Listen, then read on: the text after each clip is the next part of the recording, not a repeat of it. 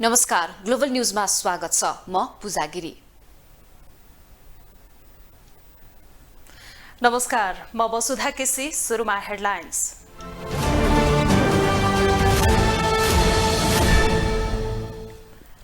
एमालेका हिक्मत कार्की प्रदेश 1 को मुख्यमन्त्री नियुक्त, सबै पक्षलाई मिलाएर लैजाने प्रतिक्रिया।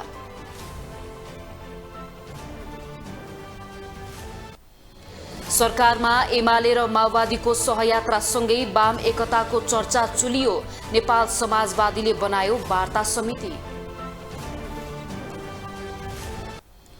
भोलि दिउँसो संघीय संसदको संयुक्त बैठक बस्ने, सम्पूर्ण तयारी पूरा भएको सचिवालयको दावी।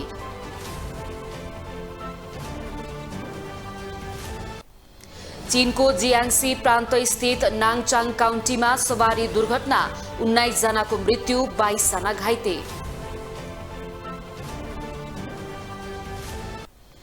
र Lumbini all stars Nepal T20 लिगको फाइनलमा प्रवेश, जनकपुर रोयल्स 6 रनले पराजित।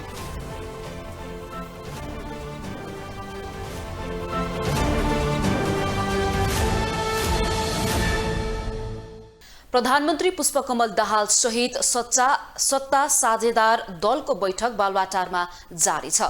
बैठकमा नेकपा एमालेका अध्यक्ष केपी शर्मा ओली, गृहमन्त्री एवं रवि लामिछाने, जनता समाजवादी पार्टीका अध्यक्ष उपेन्द्र यादव, राष्ट्रिय प्रजातन्त्र पार्टीका अध्यक्ष राजेन्द्र लिङदेन, जनमत पार्टीका अध्यक्ष डाक्टर सीके राउत लगायतका नेता सहभागी रहेका छन्। प्रधानमन्त्री दाहाल र एकीकृत समाजवादीका अध्यक्ष माधव कुमार नेपाल र जसपा अध्यक्ष यादव बीच आइतबार बिहान पनि छलफल भएको थियो। प्रधानमन्त्री दाहालले यही मंगलबार विश्वासको मत लिँदै हुनुहुन्छ। विश्वासको मत लिनु अघि सरकार सञ्चालन लगायत आगामी कदमबारे सत्ता गठबन्धनका शीर्ष नेता बीच निरन्तर छलफल हुँदै आएको छ।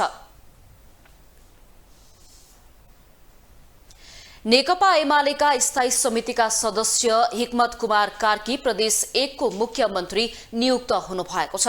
प्रदेश प्रमुख परशुराम खापुङले आइतबार अपराह्न नेता कार्कीलाई मुख्यमन्त्री नियुक्त गर्नुभएको हो। संविधानको धारा 168 को 2 बमोजिम प्रदेश सभामा प्रतिनिधित्व गर्ने दुई भन्दा बढी दलको समर्थन सहित दावी प्रस्तुत गरेका नेता कार्कीलाई प्रदेश प्रमुख खापुङले मुख्यमन्त्री नियुक्त गर्नुभएको हो। नेता कार्की सत्ता साझेदार दलका नेता, नेकपा माओवादी केन्द्रका नेता इन्द्रबहादुर आङबो, राष्ट्रिय प्रजातन्त्र पार्टी संसदीय दलका नेता भक्ति प्रसाद सिटौला र जनता समाजवादी पार्टीका सांसद निर्मला लिम्बू सहित प्रदेश प्रमुखको कार्यालयमा पुगेर नयाँ सरकार गठन गर्न दावी प्रस्तुत गर्नुभएको थियो। नेता कार्कीलाई मुख्यमन्त्री बनाउन प्रदेश सभाको सबैभन्दा ठूलो दल नेकपा एमालेको 40, नेकपा माओवादी केन्द्रको 13, राप्रपाको 6 र जनता समाजवादी पार्टीको 1 सहित 60 सीटको दावी प्रस्तुत भएको थियो। प्रदेश संरचना निर्माण भएपछि प्रदेश 1 मा कार्की चौथो मुख्यमन्त्री को रूपमा नियुक्त हुनु भएको हो।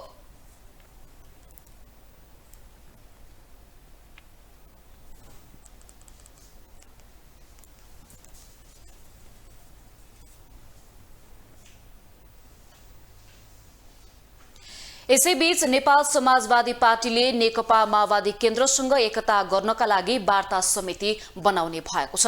काठमाडौँमा आज सुरु भएको पार्टीको राजनीतिक समितिको बैठकमा माओवादी केन्द्रसँग पार्टी एकता गर्नका लागि वार्ता समिति बनाउन लागेको हो।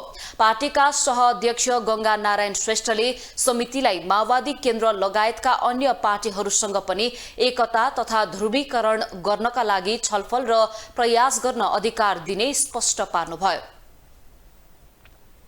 करण भनेकै वास्तवमा अहिले यो पार्टी एकतासँग सम्बन्धित कुरा हो र हामी यो बैठकको अन्तसम्म पुग्दाखेरि मुख्यतः नेकपा माओवादी केन्द्रसँगको पार्टी एकता सम्पन्न गर्नको लागि एउटा हामी वार्ता समिति पनि बनाउँछौँ र त्यसले अरू पार्टीहरूसँग पनि समाजवादी ध्रुवीकरणको लागि आवश्यक छलफल, बहस र पहल प्रयत्न गर्नको निम्ति हामी एउटा अधिकारसहित त्यो निर्णय गर्छौँ। बैठकमा समाजवादी ध्रुवीकरण आजको आवश्यकता नाम दिएको अध्यक्ष भट्टराईको राजनीतिक प्रतिवेदनमाथि छलफल आरम्भ भएको छ। सहअध्यक्ष श्रेष्ठले बैठक भोलिसम्म चल्ने जानकारी दिनुभएको छ।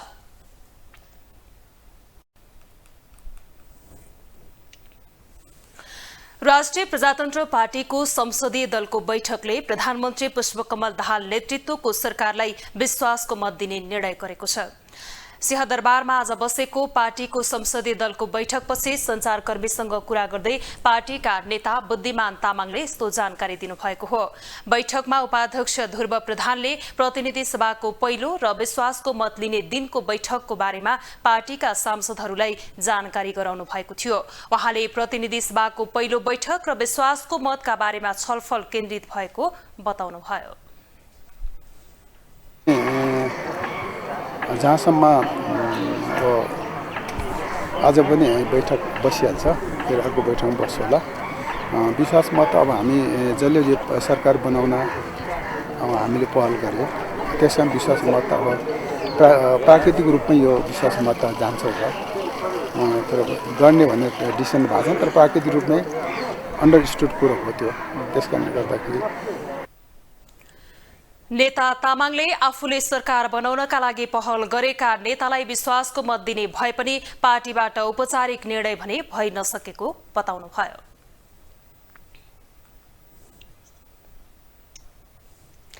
राष्ट्रिय स्वतन्त्र पार्टीको संसदीय दलको बैठकले सरकारलाई विश्वासको मतका लागि अन्य राजनीतिक दलहरूलाई आग्रह गर्ने निर्णय गरेको छ। सिंहदरबारमा आज बसेको संसदीय दलको बैठकले यस्तो निर्णय गरेको हो। बैठकपछि संचारकर्मीसँग कुरा गर्दै राष्ट्रिय स्वतन्त्र पार्टीका सांसद सन्तोष परियारले बैठकमा सरकारले प्रस्तुत गर्न लागेको न्यूनतम साझा कार्यक्रमका बारेमा छलफल गरेको बताउनुभयो। उहाँले बैठकमा पार्टीका तर्फबाट महामन्त्री एवं न्यूनतम साझा कार्यक्रम कार्यदलका सदस्य मुकुल ढकालले न्यूनतम साझा कार्यक्रमका बारेमा जानकारी गराउनु भएको पनि बताउनुभयो।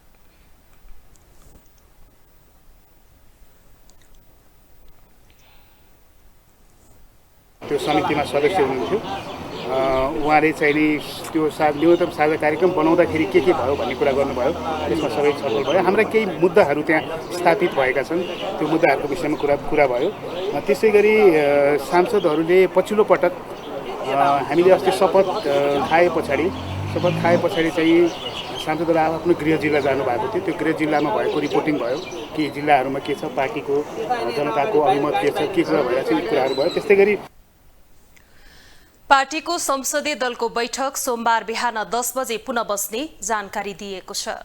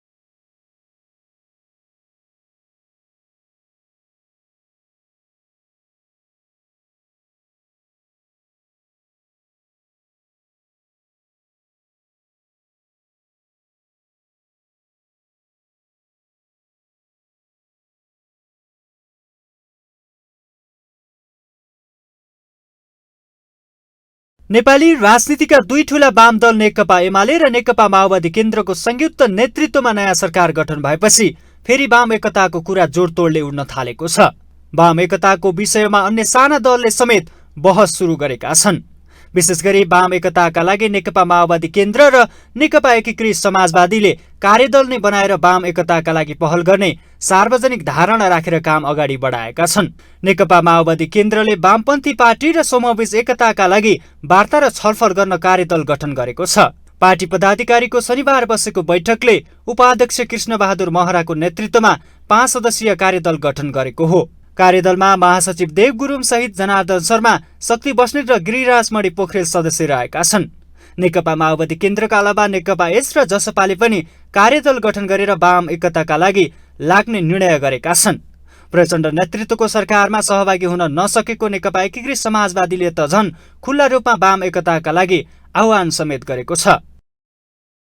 हामी त्यो एकीकरणको अभियानलाई सँगै पूरा गर्ने जिम्मेवारी प्राप्त गरेको महासचिव कमरेड बेदुराम भुषालको नेतृत्वमा रहेको बेदुराम भुषाल, गङ्गालाल तुलाधर, प्रकाश ज्वाला र विजय पौडेल 4 सदस्यीय हाम्रो वाम एकता सम्बन्धी कार्यदल हामीले निर्माण गरेका छौँ, गठन गरेका छौँ।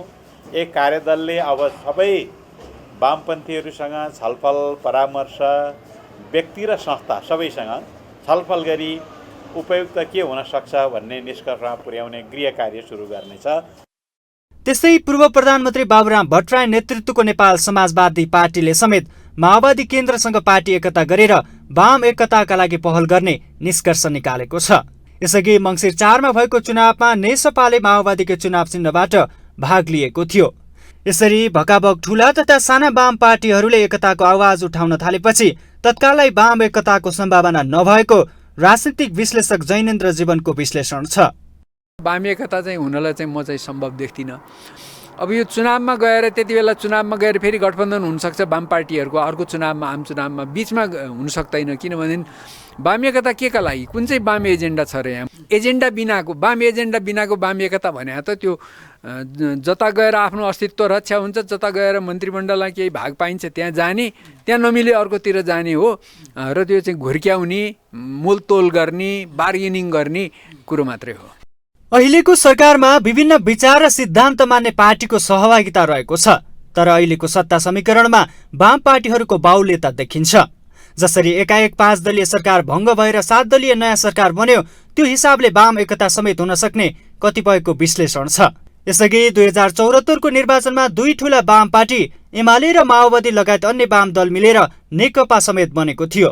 तर शक्ति बाँडफाँडमा भने हिसाब किताब नमिल्दा तत्कालीन नेकपा छिन्न भिन्न भएको थियो। ग्लोबल टेलिभिजनका लागि क्यामेरामा नरेश मोक्तानका साथमा विनोद विक्रम भण्डारी, काठमाडौँ।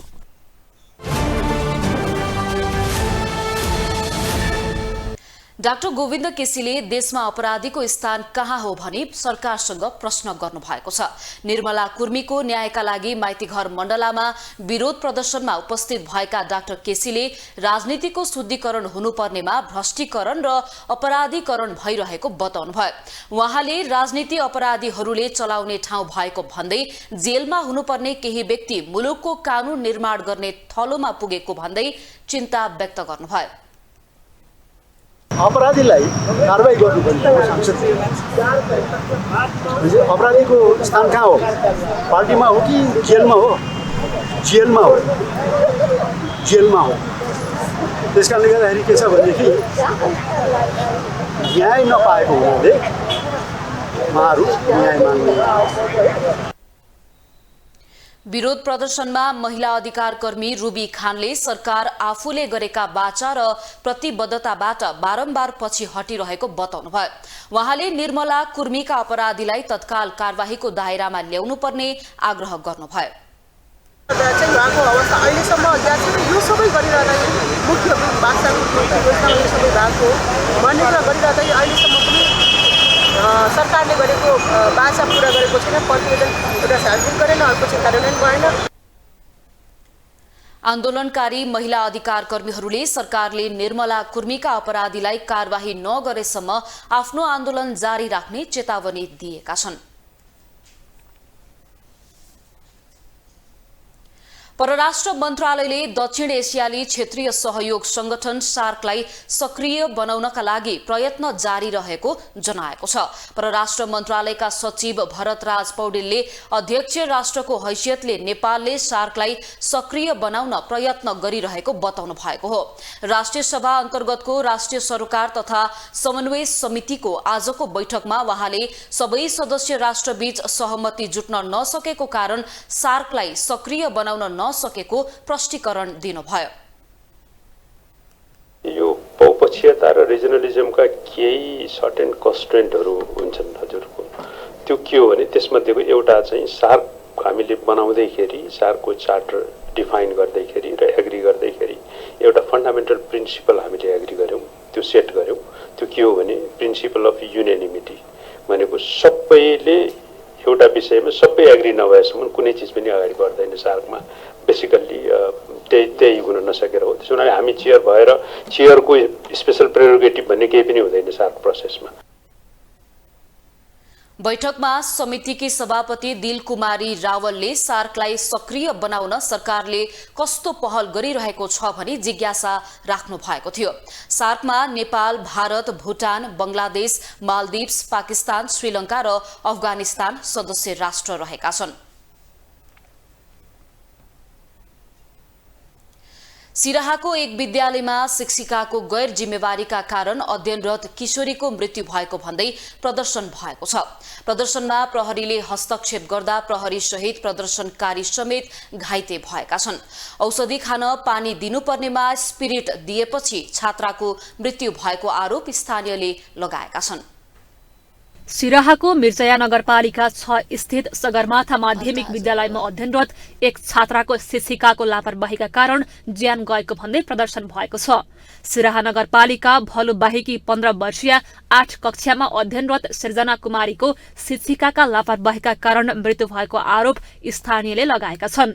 छात्रा सृजनाले विद्यालयमै पेट दुखेको भनी औषधि खान उनकै शिक्षिका अम्बिका लम्साललाई भनेपछि शिक्षिकाले ल्याएको पानीले औषधि खाँदा छात्राको ज्यान गएको आरोप लगाइएको छ। शिक्षिकाले औषधि खानको लागि ल्याएको पानी नभई स्पिरिट परेको कारण छात्राको निधन भएको आरोप छ।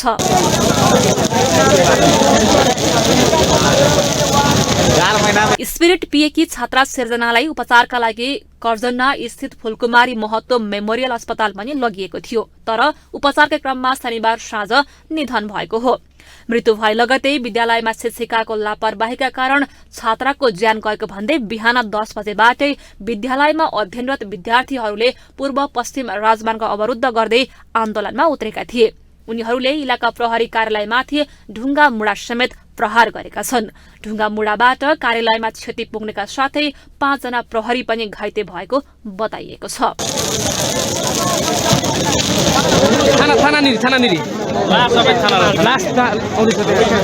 मृतक छात्राको बुबा धर्मेन्द्रले दोषीमाथि कारबाहीको माग गर्दै प्रहरीमा जाहेरी दिएपछि अहिले पानी भनेर छात्रालाई स्पिरिट दिने शिक्षिका र सोही विद्यालयका प्रिन्सिपललाई भने प्रहरीले छानबिनका लागि नियन्त्रणमा लिएको छ। ग्लोबल टेलिभिजनका लागि सुनिता बास्कोटाको रिपोर्ट। नक्कली कम्पनी खडा गरेर विदेशी नागरिकबाट लाखौं डलर र करोडौं रुपैयाँ ठगी गर्ने पृथ्वी बहादुर शाह सहितका व्यक्तिहरूलाई प्रहरीले पक्राउ गरेको छ। प्रहरीको केन्द्रीय अनुसन्धान ब्युरोका अनुसार शाह सहितका व्यक्तिहरूले नक्कली कम्पनी खडा गरेर विदेशी नागरिकलाई ठगी गरेको पाइएको छ। नक्कली कम्पनी खडा गरेर त्यस मार्फत विदेशी नागरिकलाई ठगी गर्ने एक समूहलाई प्रहरीले पक्राउ गरेको छ। प्रहरीको केन्द्रीय अनुसन्धान ब्युरो सीआईबीले उक्त आर्थिक अपराधमा संलग्न रहेको आरोपमा अछामका पृथ्वी बहादुर शाह सहितका 6 व्यक्तिहरूलाई पक्राउ गरेको हो। ठगी कार्यमा संलग्न रहेका अछामका विजय विक्रम शाह, जाजरकोटका चक्रबहादुर खत्री, दोलखाका अनुप खड्का, नवलपरासी पश्चिम बर्दघाटका रुकमाङ्गत काफ्ले र अछामकै रङ्गबहादुर साउदलाई पक्राउ गरेको हो। वर्ष 35 का पृथ्वी बहादुर शाह र निजकै भाइ वर्ष 25 का विजय विक्रम शाह, जस्तै जिल्ला जाजरकोट डाँडागाउँ गाविस वार्ड नम्बर 5 स्थायी वतन भई हाल काठमाडौँ महानगरपालिका वार्ड नम्बर 8 चाबेलमा बस्ने वर्ष 27 को चक्रबहादुर खत्री। अर्का व्यक्ति छन् जिल्ला दोलखा खोपा चाङ्गु 2 स्थायी वतन भई हाल काठमाडौँ बुढालिङ्गण्ड नगरपालिका वार्ड नम्बर 2 भङ्गाल बस्ने वर्ष 44 का अनुप खड्का। यस्तै जिल्ला नवलपरासी बर्दघाट नगरपालिका वार्ड नम्बर 4 स्थायी वतन भई हाल काठमाडौँ बुढालिङ्गण्ड नगरपालिका वार्ड नम्बर 8 भङ्गाल बस्ने वर्ष 40 का रुकमाङ्गत काफ्ले र जिल्ला आछाम दर्ना गाविस वार्ड नम्बर 6 स्थायी वतन भई हाल काठमाडौँ चन्दगिरी नगरपालिकामा बस्ने वर्ष 27 का रङ्गबहादुर साउद गरी 6 जना व्यक्तिहरू अहिले प्रहरी हाम्रो सीआईबीको नियन्त्रणमा छन्। प्रहरीका अनुसार शाह सहितका व्यक्तिहरूले खडा गरेको हन्टिङ रिजर्भ अफ नेपाल प्राली लगायत दर्जनौं कम्पनीका नाममा शंकास्पद कारोबार गर्ने गरेका थिए। अमेरिकी नागरिक जुलिया होडा रिकेट्स लगायतका विदेशी नागरिकको कम्प्युटरमा पहुँच बनाएर करोडौं रकम ठगी गरेको प्रहरीको प्रारम्भिक अनुसन्धानमा देखिएको छ। कम्पनी रजिस्ट्रारको कार्यालयमा कम्पनी दर्ता गरेर अवैध कारोबार गरेको शंका लागेपछि प्रहरीले अनुसन्धान प्रक्रिया अघि बढाएको थियो। त्यसकै आधारमा अनुसन्धान अघि बढाउँदा आर्थिक अपराध पत्ता लागेको प्रहरीले जनाएको छ। पृथ्वीबहादुर शाहको विगतको बारेमा अथवा उनको पृष्ठभूमिको बारेमा कुरा गर्दाखेरि निज योभन्दा पहिला पनि भारतीय रुपियाँ सहित भारतीय रुपियाँ जुन चाहिँ अवैध नेपालमा कारोबार गर्न बोक्न अथवा लिएर हिँड्न अवैध गरिएको थियो, त्यस्तो रकमसहित निजलाई पक्राउ गरे। सिआइबीले पहिला पनि पक्राउ गरी कारवाही गरी राष्ट्र अनुसन्धानमा कारवाहीलाई पठाइएको व्यक्ति हुन् र यिनी चाहिँ शङ्कास्पद कारोबार गर्ने गरेको भन्ने कुरा चाहिँ पछिल्लो पृष्ठभूमि र अहिले हालको गतिविधिले पनि बताउँछ। उनीहरूमाथिको अनुसन्धानका क्रममा कारोबार गर्ने अनुमति प्राप्त नभएको कम्पनी सञ्चालन गरी आर्थिक कारोबार गरेको कम्पनीको उद्देश्य भन्दा फरक प्रकृतिका कार्यहरू गरेको एक अमेरिकी नागरिक जुलियाको कम्प्युटरमा पहुँच पुर्याई एन्टिभाइरस नवीकरण बापतको रकम पठाउनु भनी विश्वास दिलाएर खाताबाट अमेरिकी डलर ट्रान्सफर गर्न लगाएको पाइएको उनले बताए। जुलिया हर्ट्स रिकेट भन्ने एकजना महिलाको जुन कम्प्युटरमा रहेको डाटामा चाहिँ उनको पहुँच पुर्याएर उसको ब्याङ्कमा रहेको रकमलाई चाहिँ आफ्नो खातामा ट्रान्सफर गरेपछि त्यो रकम चाहिँ नेपाल भित्रिएको देखियो। एउटा उदाहरण। त्यसरी आएको रकमलाई फेरि उनले के गर्छन् भन्दाखेरि कुनै आफ्नो एउटा कम्पनीमा लिएर आइयो र कम्पनीमा आएको खातालाई चाहिँ विभिन्न अन्य कम्पनीमा वा व्यक्तिको नाममा ट्रान्सफर गरेर त्यसलाई व्यवस्थित गरिन्छ। प्रहरीका अनुसार साहस सहितका व्यक्तिहरूले विदेशी नागरिकलाई समेत झुक्क्याई विश्वासमा पारी बेइमानी पूर्वक वायर स्क्याम गरी स्विफ्ट मार्फत करिब 46,46,737 अमेरिकी डलर 3 करोड 22 लाख रकम ठगी गरेको प्रारम्भिक अनुसन्धानमा खुल्न आएको छ। ग्लोबल टेलिभिजनका लागि क्यामेरामा सञ्जय खड्काका साथमा अभिषेक सापकोटा, काठमाडौँ। त्रिवी लायन्स रक्त सञ्चार तथा अनुसन्धान क्लबले आफ्नो स्थापनाको 6औं वार्षिक उत्सव मनाएको छ। काठमाडौँमा विशेष कार्यक्रम गरेर संस्थाले वार्षिक उत्सव मनाएको हो। 2073 सालमा स्थापना भएको क्लबमा 1857 सदस्यहरू रहेका छन्। सुरक्षित रगतले जीवन बचाऊ भन्ने नाराका साथ स्थापना भएको त्रिवी लायन्स रक्त सञ्चार तथा अनुसन्धान क्लबले स्थापनाको 6औं वार्षिक साधारण सभा सम्पन्न गरेको छ। काठमाडौँमा कार्यक्रमको आयोजना गरेर क्लबले वार्षिक उत्सव मनाएको हो। वार्षिक उत्सवमा बोल्दै ललितपुर महानगरपालिकाका मेयर श्रीबाबु महर्जलले सामाजिक क्षेत्रमा महानगरपालिकाले निरन्तर काम गरिरहेको भन्दै क्लबलाई 50 लाख आर्थिक सहयोग गर्ने घोषणा गरे। हामीले चाहिँ अस्ति पुसको 21 गते भएको हाम्रो नगरसभाबाट हामीले यो प्रयोजनको निमित्त 50 लाख रुपियाँ छुट्याएका छौँ। अब निकट भविष्यमै यहाँहरूसँग म चाहिँ एमओयू साइन गर्न आतुर छु। त्यस्तै वरिष्ठ कलाकार हरिवंश आचार्यले समेत क्लबको प्रशंसा गरे। उनले समेत 1 करोड बढीको सहयोग गर्ने घोषणा गरे। उनले रगतको नाता बलियो हुने भन्दै सबैलाई रक्तदान गर्न आह्वान समेत गरे। यो संस्थालाई पैसा होइन 1 करोडको श्रमदान दिन चाहन्छु र हामी अलिकति मदन दाई म अलिकति महँगो पनि छौँ। संस्थाहरूको विज्ञापन गर्दाखेरि अलिक पैसा पनि लिन्छौँ, पैसा लिएर विज्ञापन गर्छौँ, तर यो संस्थाको विज्ञापन गर्दाखेरि 1 पैसा पनि कहिले पनि लिँदैनौँ र उल्टो अलिअलि खर्च गर्नु पर्यो। हामी आफ्नो तर्फबाट पनि खर्च गर्न तयार छौँ र मैले आजको मितिमा हामीले हाम्रो विज्ञापनहरू गरेको खेलेको सम्पूर्ण हिसाब गर्दाखेरि 1 करोड रुपियाँको श्रमदान म संस्थालाई दिन चाहन्छु। तपाईहरुले मलाई राति 12 बजे बोलाउनु भयो भने म आउँछु, 1 बजे बोलाउनु भने आउँछु। क्लबका अध्यक्ष रुद्रहरि ग्याउलीले क्लबको त्रिवी आयुर्वेद क्याम्पस परिसरमा रहेको जमिनमा भवन निर्माणाधीन रहेको जानकारी दिए।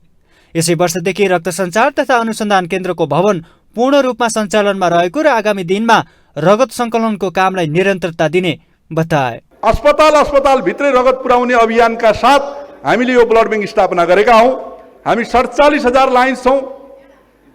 हामी 47,000 लाइन्सले डोनेसन गर्दाखेरि पनि हाम्रो ब्लड ब्याङ्कमा रगतको कमी हुने छैन। र त्यति मात्रै होइन, रगत अनावश्यक रूपमा लिने पनि गर्ने छैनौँ। हामीले रोस्टर बनाएर आवश्यकताका आधारमा रक्तदाताहरूलाई आह्वान गरेर हामीले रगत आवश्यकताका आधारमा पूर्ति गर्ने अभियानका साथ लागेका छौँ। हाम्रो एप्सबाट कन्ट्रोल गरेर हस्पिटलमा कुन रगत बाँकी छ, कुन कुराको खाँचो छ, त्यो एप्सबाट सबै नियन्त्रण गरेर हामीले जानेछौँ र नेपालको अत्याधुनिक ब्लड ब्याङ्कको रूपमा यसलाई स्थापित गर्नेछौँ। विक्रमसम्म 2073 सालमा स्थापना भएको क्लबमा अहिलेसम्म 1800 व्यक्ति संस्थापक सदस्य बनिसकेका छन्। एकमुष्ट 25,000 रुपियाँ प्रदान गर्ने व्यक्तिलाई संस्थापक सदस्य बनाउने क्लबको प्रावधान रहेको छ। 3,000 संस्थापक सदस्य बनाउने लक्ष्य लिएको क्लबले वार्षिक 50,000 प्रिन्ट रगत सङ्कलन गर्ने लक्ष्य राखेको छ। ग्लोबल टेलिभिजनका लागि क्यामेरामा विजय ठकुराडीका साथमा विनोद विक्रम भण्डारी, काठमाडौँ। भोलिका लागि आह्वान गरिएको संघीय संसदको पहिलो अधिवेशनको सम्पूर्ण तयारी पूरा भएको छ। संघीय संसद सचिवालयका सहायक प्रवक्ता दशरथ धमलाले संघीय संसदको पहिलो अधिवेशनको सबै तयारी पूरा भएको जानकारी दिनुभएको हो। उहाँले अधिवेशनका लागि आवश्यक प्रशासनिक, व्यवस्थापकीय र प्राविधिक पक्षका सबै काम पूरा गरिएको बताउनुभयो। संघीय संसद अन्तर्गतको प्रतिनिधि सभा र राष्ट्रिय सभाको संयुक्त बैठक भोलि दिउँसो 1 बजे बस्दैछ। सुरु हुँदैछ। दुवै सभाका बैठकहरू भोलि एकसाथ 1 बजेबाट सुरु हुन्छन्। संघीय संसद सचिवालयले यसको सन्दर्भमा गर्नुपर्ने तयारीहरू सम्पूर्ण रूपमा पूरा गरिसकेको छ। अधिवेशनमा सबै दलका संसदीय दलका नेताले बोल्ने कार्यसूची तय गरिएको छ। संघीय संसदमा सांसदहरूले पनि यी हाजिरी गर्ने व्यवस्था मिलाइएको छ।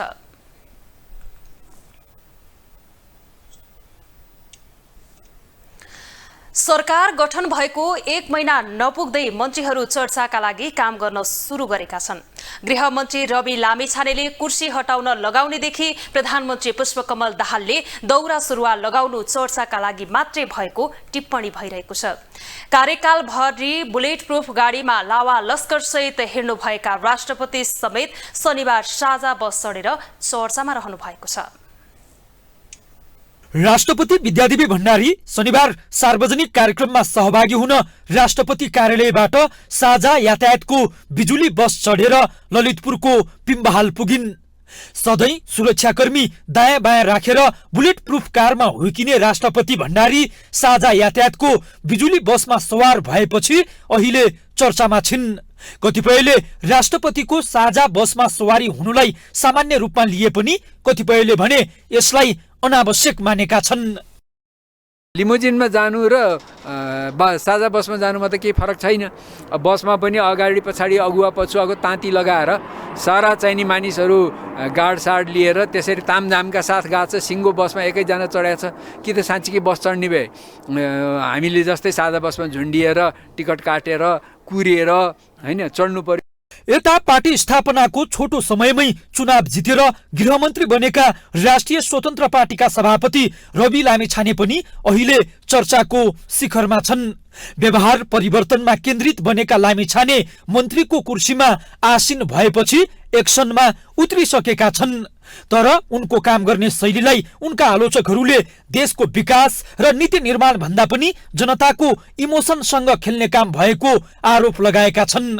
राष्ट्रपति विद्यादेवी भण्डारी र गृहमन्त्री रवि लामिछानेसँगै सरकारमा रहेका अन्य मन्त्रीहरूको हरकतलाई समेत अनावश्यक ठान्नेहरूको जमात ठूलो छ। प्रधानमन्त्री पुष्पकमल दाहालको मन्त्रीमण्डलले पूर्णता पाइसकेको छैन। तर मन्त्रीमण्डलमा सहभागी भएका अधिकांश मन्त्रीहरू जनताको सहानुभूति पाउन अनावश्यक चटक देखाउन थालेको नागरिकहरू बताउँछन्। अहिले देशको विकाससँगै नीति निर्माणमा केन्द्रित हुनुपर्ने बेला राज्यको सर्वोच्च निकायमा विराजमान व्यक्तिहरूले सानातिना कुरामा अल्झिनु नहुने उनीहरूको धारणा छ। तिर्के सलामी लिने र रातो कार्पेटका टुक्राहरू राखेर त्यस टुक्रामा बस्ने विविध गतिविधिहरू जुन गरिराख्नु भएको छ यो चाहिँ सस्तो ख्यातिको खेती हो भन्ने मलाई लाग्छ। जुन हिसाबले उहाँहरूले विगतका दिनहरूमा अन्य अरूलाई व्यङ्ग्यात्मक हिसाबले आफ्नो धारणाहरू राख्दै हुनुहुन्थ्यो, त्यही हिसाबले आज उहाँहरू निर्वाचित भएर आइसक्दा पनि त्यही गतिमा गएर त्यही क्रियाकलापहरू गरेको देखिन्छ। हुन त सत्तामा पुगे लगत्तै जनताको मन जित्न केही काम गरे जस्तो देखाउने नेपालका नेताहरूको बानी पूरा नै हो। कुर्सीमा बसे लगत्तै राम्रो काम गरे जस्तो देखाउने, पछि काम भन्दा बढी भाषणमा केन्द्रित हुने गरेको आरोप नेपाली नेताहरूले खेप्दै आएका छन्। भर्खरै प्रधानमन्त्रीमा नियुक्त भएका माओवादी केन्द्रका अध्यक्ष पुष्पकमल दाहालले पनि आफू सत्तामा रहँदा जनताको मन जित्ने गरी काम गर्ने दाबी गरिरहेका छन्। उनले कर्मचारीहरूलाई समेत सेवाको अनुभूति हुने गरी जनताको काम गर्न निर्देशन समेत दिइसकेका छन्। तर उनको निर्देशन कर्मचारीले भने टेरेका छैनन्। यो अनुभवी प्रधानमन्त्रीले कर्मचारीलाई निर्देशन दिँदाखेरिको हिसाबमा कति निर्देशनहरू अहिलेको परिवेशमा हाम्रो रिसोर्स, हाम्रो एक्सपर्टिज यी सबैले कार्यान्वयन हुनसक्छ भन्ने हिसाबको बारेमा केही चिन्तन गरेर निर्देशन दिइदिनु भएको भए त्यो राम्रो हुन्थ्यो र भरे कार्यान्वयनको हिसाबमा नि जान्थ्यो। अहिले उहाँले निर्देशन दिनुभयो, उहाँले निर्देशन दिने बित्तिकै जस्तो एउटा केसको हिसाबमा कोइन्सिडेन्स हुनसक्छ। उहाँले निर्देशन दिएको केही घन्टा पछाडि नै पासपोर्टको चाहिँ काम कारवाही बन्द भयो। कर्मचारीलाई निर्देशन दिने प्रचण्ड एक्लो व्यक्ति भने होइनन्। परराष्ट्र मन्त्रालय अन्तर्गतको राजधानी विभाग पुगेर गृहमन्त्री रवि लामिछानेले सेवा प्रवाह चुस्त बनाउन समेत निर्देशन दिएका थिए। उनको निर्देशनपछि भने राजधानी वितरण नै बन्द भएको छ। भौतिक पूर्वाधार मन्त्री नारायण काजी श्रेष्ठले समेत 1 महिनाभित्र सडकका खाल्डाखुल्डी पूर्ण निर्देशन दिएका छन्। उनको यो निर्देशन कार्यान्वयन होला वा निर्देशनमै सीमित रहला त्यो हेर्न भने बाँकी छ। ग्लोबल टेलिभिजनका लागि क्यामेरामा नरेश मोक्तानका साथमा कैलाश कठायत, काठमाडौँ। अब पालो ग्लोबल भोइसको।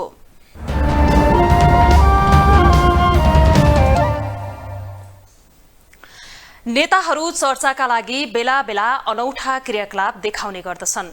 गर्नुपर्ने मुख्य कामबाट जनताको ध्यान अन्यत्र मोड्न उनीहरू यस्ता चढ्ती कला गरिरहेका हुन्छन्। यसै सन्दर्भमा ग्लोबल भोइसमा आज हामीले सोधेका छौं, चर्चा कमाउन नेताहरूले बेला बेला देखाउने चढ्ती कलालाई के भन्नुहुन्छ?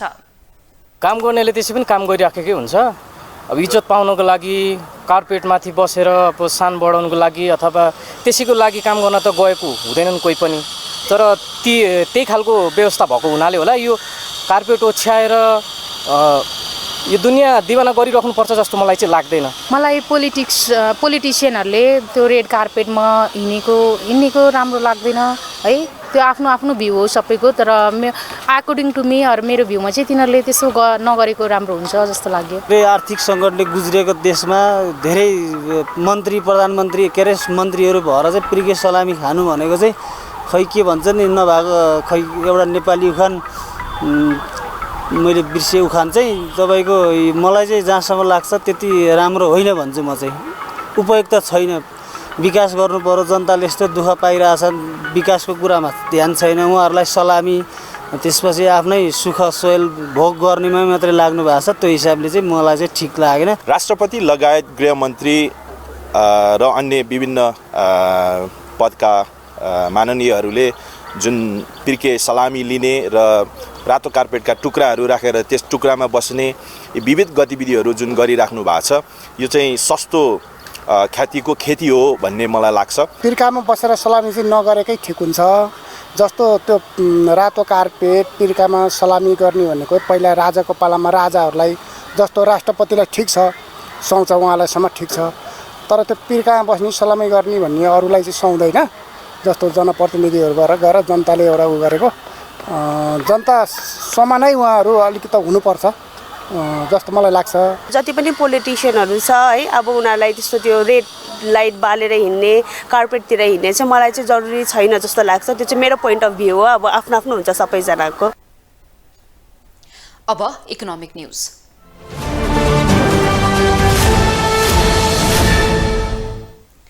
राष्ट्रपति विद्यादेवी भण्डारीले उद्यमशीलताको विकास र रोजगारी सृजनामा सरकार र बैंकिङ तथा वित्तीय संस्थाको समन्वयमा जोड दिनु भएको छ। राष्ट्रपति कार्यालयमा आयोजित बैंक तथा वित्तीय संस्था परिसंघ नेपालको तेस्रो वार्षिक साधारण सभामा उहाँले उद्यमशीलताको विकास र रोजगारी सृजनामा अपेक्षित सफलता हासिल गर्न धेरै काम गर्नुपर्नेमा जोड दिनु भएको हो। राष्ट्रपति भण्डारीले बैंक तथा वित्तीय संस्था परिसंघले आर्थिक क्षेत्रका जल्दा बल्दा विषय विषयमा विश्वविद्यालयहरू प्राज्ञिक व्यक्तित्व तथा विज्ञहरूद्वारा अध्ययन अनुसन्धानका लागि अभिप्रेरित गर्नुपर्ने बताउनुभयो। उहाँले आर्थिक क्षेत्रमा आवश्यक पर्ने दक्ष मानव संसाधन स्वदेशमा नै उत्पादन गरी स्वदेशकै सेवामा लगाउन आवश्यक रहेको पनि बताउनुभयो। राष्ट्रपति भण्डारीले अन्तर्राष्ट्रिय संघ संस्थाहरूसँग सम्बन्ध विस्तार गरी पुँजीको परिचालन गर्नु आजको आवश्यकता भएको बताउनुभयो।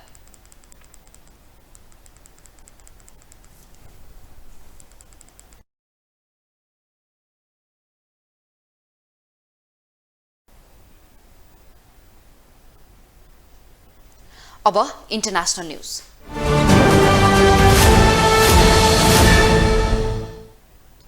पूर्वी चीनको जियाङसी प्रान्तको नाङचाङ काउन्टीमा सवारी दुर्घटनामा 19 जनाको मृत्यु भएको छ। अन्य 22 जना घाइते भएको विभिन्न अस्पतालमा उपचार भइरहेको अन्तर्राष्ट्रिय सञ्चार माध्यमहरूले जनाएका छन्। दुर्घटनाको कारणबारे अनुसन्धान भइरहेको स्थानीय अधिकारीहरूले बताएका छन्। यद्यपि बाक्लो हुस्सो लागेका कारण दुर्घटना भएको हुन सक्ने अनुमान गरिएको छ। दुर्घटनाको करिब 1 घण्टापछि नाङचाङ काउन्टी ट्राफिक प्रहरीले यस क्षेत्रमा कुहिरो मौसम अनुभव गरिरहेको भन्दै चालकहरूलाई ट्राभल सुझाव जारी गरेको थियो।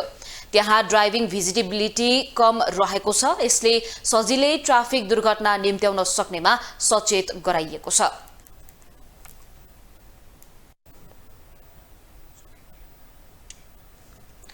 अब स्पोर्ट्स न्यूज।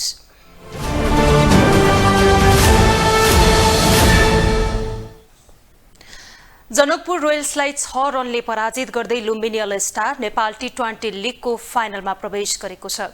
कीर्तिपुर स्थित त्रिवे क्रिकेट मैदानमा टस हारेर पहिला ब्याटिङ गरेको लुम्बिनीले जनकपुर सामु 144 रनको लक्ष्य प्रस्तुत गरेको थियो। जवाफी ब्याटिङमा उत्रिएको जनकपुरले निर्धारित 20 ओभरमा 7 विकेट गुमाउँदै 137 रन मात्र बनायो। जनकपुरका लागि शामी उल्लाह सेनवारीले सर्वाधिक 45 रनको योगदान गरे। उनले 31 बलमा 2 चौका र 3 छक्का प्रहार गरे। ओपनर सराफदिन असफरफले 24 रनमा आउट हुँदा कप्तान ट्रेभोन ग्रिफिथ्सले 10 रन जोडे।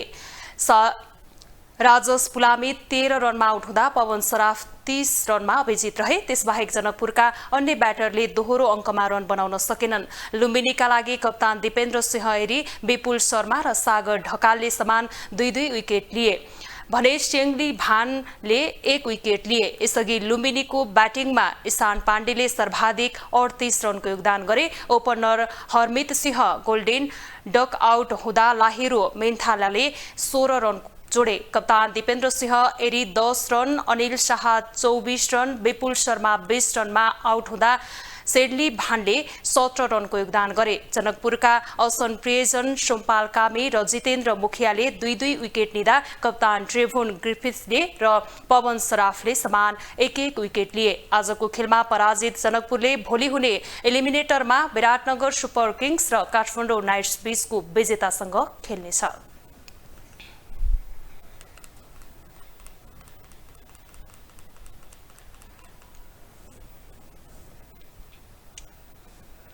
ग्लोबल न्यूजको अन्त्यमा अहिलेसम्मका हेडलाइन्स पुनः एकपटक।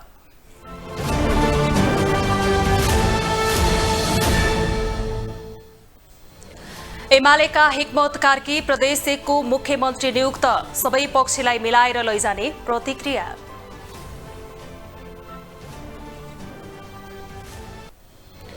सरकारमा एमाले र माओवादीको सहयात्रासँगै वाम एकताको चर्चा चुलियो, नेपाल समाजवादीले बनायो वार्ता समिति। भोलि दिउँसो संघीय संसदको संयुक्त बैठक बस्ने, सम्पूर्ण तयारी पूरा भएको सचिवालयको दावी।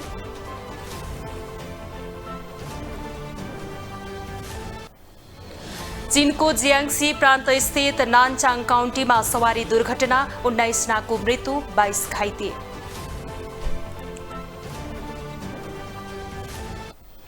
र लुम्बिनी अल स्टार नेपाल टी20 लीगको फाइनल प्रवेश, जनकपुर रोयल्स 6 रनले पराजित।